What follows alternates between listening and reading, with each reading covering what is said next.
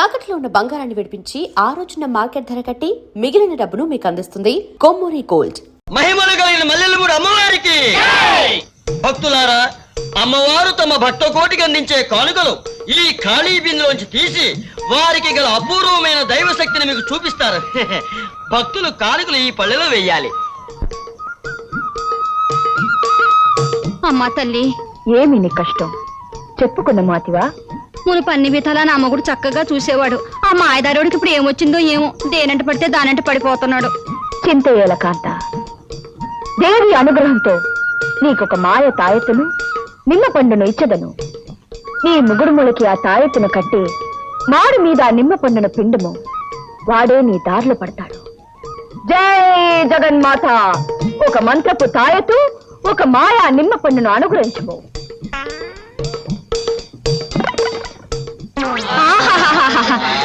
తల్లి, నువ్వు సాక్షాత్ కనకదుర్గం అమ్మా. నీ కానుగ్గా ఈ ఉంగరం ఇస్తున్నాను. బంగారుపుదేనా? అవునమ్మా, 24 క్యారెట్లు. ఇచ్చము ఇచ్చము. తల్లి జగన్మాత, జగన్మాత ఎన్నో ఏళ్లుగా ఎన్నో పెళ్లిళ్ళు చేసుకుని ఎంతో గట్టిగా ప్రయత్నం చేసినా నా కొడుకులు పుట్టడం లేదు. నా వంశం నాతోనే ఆగిపోతుంది. భయంగా ఉంది, బెంగగా ఉంది. మీరే రచించాలి తల్లి. భక్త, అక్కడ పెట్టము. అమ్మ కనిపెట్టేసింది. తప్పైపోయిందమ్మా. భక్త, నీకొక అద్భుతమైన అరటి పండు, ఒక శివలింగము ఇచ్చదను. లింగమునకు మొక్కుచు పండును మింగుము. జై జగన్మాత! ఒక అరటి పండు, ఒక శివలింగం.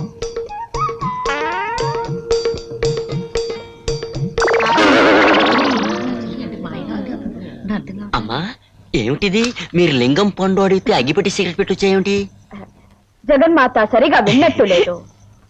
జగన్మాత సరిగా విను. ఒక అరటి పండు, ఒక లింగం. జై జగన్మాత!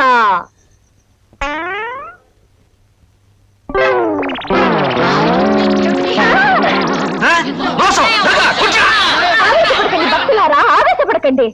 జగన్మాత ఏదో పొరపాటు చేసింది. జగన్మాత అరటి పండు, లింగం.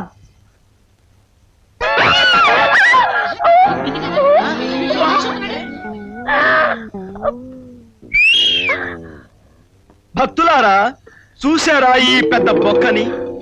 గమనించారా ఈ జగన్మాత మాయని? ఇది అన్యాయం. గాడిది గుడ్డన్యాయం.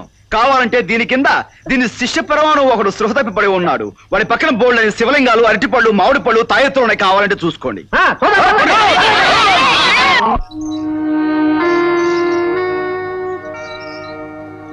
ఎవరే జమ్లీ, నువ్వు ఇట్టాకొచ్చావు? దాదా, నీ పేరు విని వచ్చాను. నాకు ఒక చిన్న సహాయం కావాలి. అయితే మనం చాలా పాపులర్ ఫిగర్ అంటావు. కూకోవే జమ్లీ, మాట్లాడుకుందారి.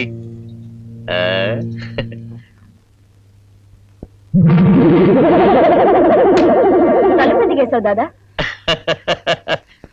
తలుపు ఎందుకెత్తారో తెల్దా? తప్పుడు సంగతులు మాట్లాడుకోవడానికి. తలుపు వేసామనుకో అదర్స్. ఇంతకు ఏటొచ్చింది నీకు జమ్లీ? మరేం లేదు దాదా, స్టన్ మాస్టర్ అనే రౌడీ ప్రతిసారి నాకు అడ్డొచ్చి అలరి చేస్తున్నాడు.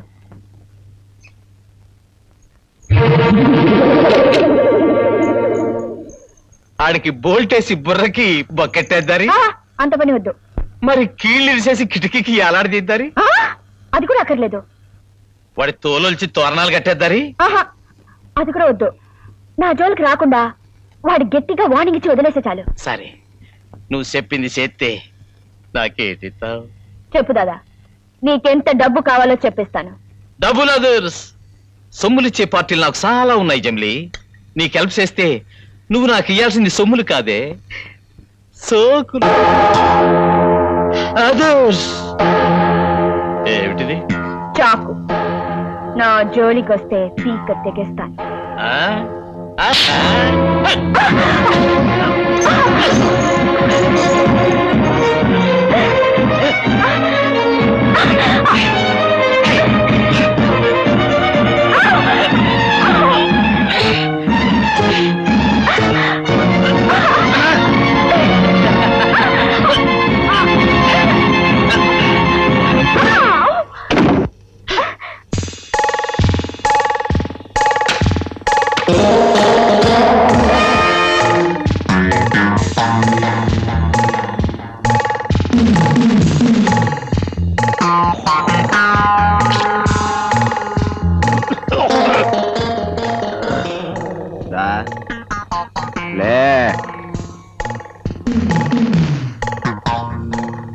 దా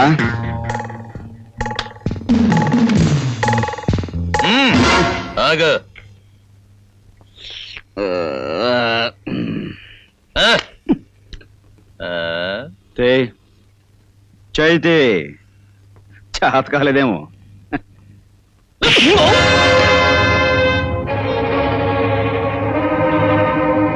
వెళ్ళు, దూరంగా వెళ్ళు.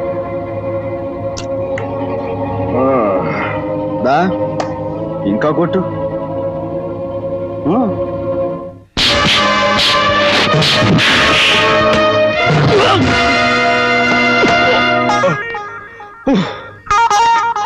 ఇప్పుడు కొట్టు.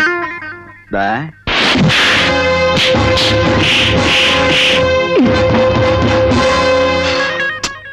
చాలా కొట్టు, ఇంకా కొట్టు. దా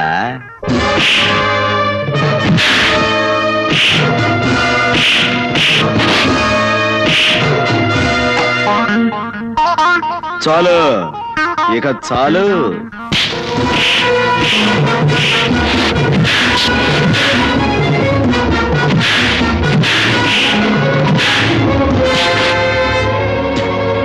దా దా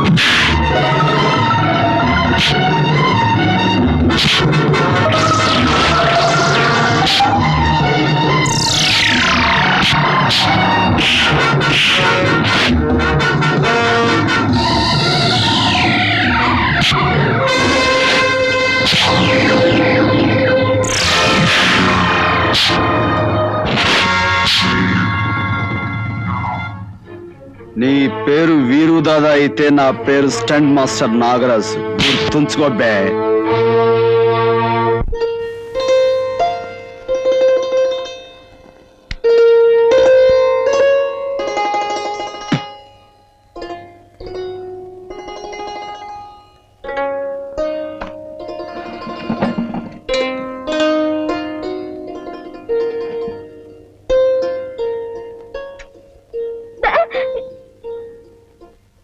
నాగరాజు, ఎవరా ఈ అమ్మాయి? అమ్మాయా? ఇక్కడ అమ్మాయి ఎవరక్క? నేను. నువ్వు అమ్మాయివా? మోహన్ చూడు. ఎవరో ఏమిటో చెప్పకుండా ఏమిట్రా అది? దీని గురించి చెప్పాలంటే చాలా చరిత్ర ఉందక్క. అత్తయ్య మా అమ్మ నిన్ను. రేయ్ చిన్నోడివి, చూపు తిప్పుకో. ఇప్పుడు ఏం చదువుతున్నావు? మాటలు మారుస్తావరా? ఎవరి అమ్మాయి? ఇదా చెప్తా. ఇది ఒక పెద్ద పిస్త, పక్కపేట జంత్రి, మహాకంత్రిదనుకో. సమయానికి నేను వెళ్లకుండా ఉంటే దీని బతుకు మట్టాష అయిపోయి ఉండేది. రేయ్, ఏమిట్రా తలతిక్కవగడు? ఎవరమ్మా నువ్వు? ఏయ్, ఏయ్, ఏయ్, ముయ్. అర్ధరాత్రి కత్తులు బొడ్లో పెట్టుకుని పెద్ద పుడింగ్లా తిరిగావే, అప్పుడున్న ధైర్యం ఇప్పుడేమైంది? పోరా పోరా అవతలికి. వాడి మాటలు ఏం పట్టించుకోకమ్మా. వాడు నిన్నేమన్నా చేశాడా? నేనా? తన్నా? ఇంకా నయ్యం, తననేమి చేయకుండా ఉంటే అదే చాలు. ఏయ్, ఏయ్, ఓయ్, ఏయ్. ఎవరు మావయ్య ఈ బావురు కప్ప? ఇదా కప్పల చెరువు దగ్గర పిత్త పరిగలు ఏరుకుంటుంటాను, పట్టుకొచ్చా. రేయ్, నువ్వు నోర్మై. రేయ్, నువ్వు ఇంటికి పోరా. నువ్వు చెప్పమ్మా. మరేమోనండి, నన్ను ఒక రౌడీ విధవ బలాత్కారం చేయబోతుంటే ఈయనొచ్చి కాపాడాడు. పర్వాలేదురా, అప్పుడప్పుడు నువ్వు మంచి పనులు కూడా చేస్తావు. చాలా చాలా మంచి పనులు చేస్తుంటాను. ఏమ్మా, నీకెవ్వరూ లేరా? ఎందుకు లేరు? దొంగ కూలు పట్టేవాళ్ళు, జోబులు కొట్టేవాళ్ళు చాలా మంది ఉన్నారు. రేయ్ నువ్వు చెప్పమ్మా. నేను ఒంటరి దానండి, నానే వాళ్ళు ఎవరు లేరు. అర్థమైందమ్మా. తోడు లేని ఆడదాని జీవితం ఎంత నరకమో నాకు బాగా తెలుసు. కన్నవాడు, కట్టుకున్నవాడు, తోడబుట్టినవాడు ఎవరో ఒకరు ఆడదానికి అండగా ఉండాలి. నీ పేరేమిటమ్మా? గీత. గీత. అడ్డగీత, నిలువు గీత. రాజు, వాడి మాటలేం పట్టించుకోకమ్మా. ఈ రోజు నుంచి నువ్వు మా ఇంట్లోనే ఉండు గాని. అలాగేనండి, మీ ఇష్టం.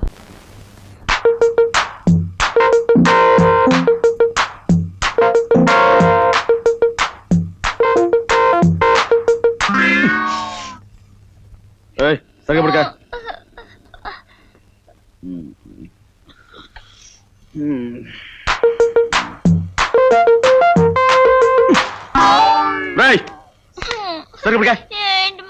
మీద కాలేసి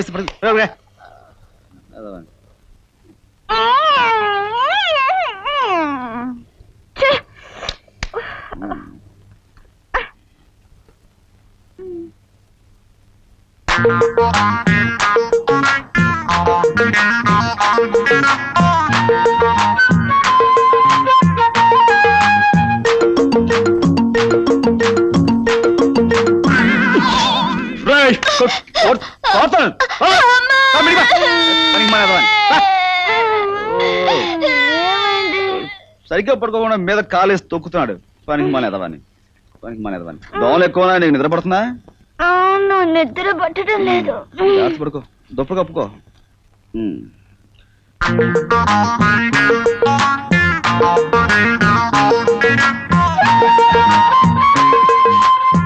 రైట్ అంటే చైతి. రైట్, నా కోపం వస్తుంది, కాల్తాయి. రైట్, దూరంగా పోరా. రైట్, ఏమిటి, నువ్వు నన్ను రేప్ చేయాలని ప్రయత్నిస్తున్నావా? నేను నిన్ను రేప్? నాకంతకంటే వేరే పని లేదనుకున్నావా? ఏ కాళ్ళు చేతులు మీదేస్తున్నావు, తిన్నగా పడుకోలేవా? నేను వేయలేదు, అవి పడ్డాయి.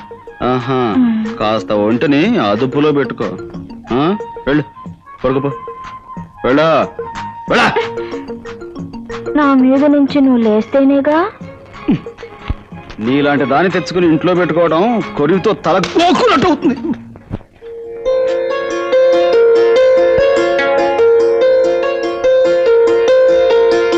కర్మ, ఎవరికైనా చెప్పుకున్నావు అంటే నవ్వుతారు.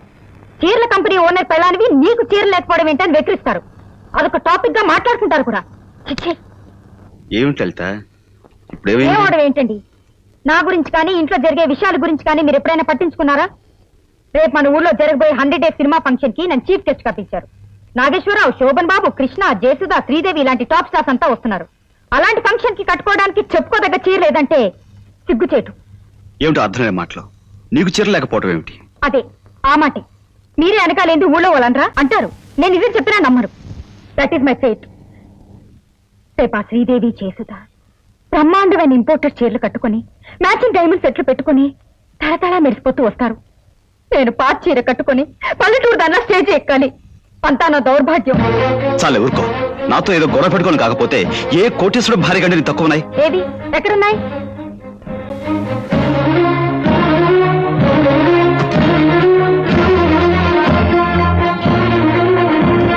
ఏమిటి ఇవన్నీ చీరలు కావా? కట్టుకోరా, పరేసుకుంటారా? పెద్ద గొప్ప. ఇవన్నీ ఒకసారి కట్టిపడేసిన చీరలే. చీరల కంపెనీ ఓనర్ గారి భార్య కట్టిన చీరలే మళ్ళీ మళ్ళీ కట్టునంటే మీకు కాదు, నా పరువు తక్కువ. నీకంత అవమానంగా ఉంటే బజార్కి వెళ్ళి నీకు నచ్చించే కొనుక్కోవచ్చుగా. నేనేమన్నా కాదన్నానా? డబ్బులు అన్నానా? ఏదో ప్రతిదానికి లెక్క కడుతున్నా మాట్లాడతావు. రాను రాను మరీ ఇంట్లో మనశ్శాంతి లేకుండా పోతుంది. ఎందుకండి అంత విసుగు? ఆఫీస్ లో ఎవరి మీద కోపం అంతా ఇంటికి వచ్చి పెళ్ళాల మీద చూపించడం మీ మగాడికి మావులేగా? ఎక్కడో జరిగిన దానికి ఇంటికి వచ్చి ఎగరకపోతే పెళ్ళానికి ఏ చీర నచ్చుతుంది, ఏ ఫంక్షన్ కి ఏ రంగు చీర కట్టుకుంటే బాగుంటుందని ఎప్పుడైనా చెప్పారా? అదే బయట వాళ్ళకైతే ఎదుర్కొంటూ వెళ్ళి చెప్తారు.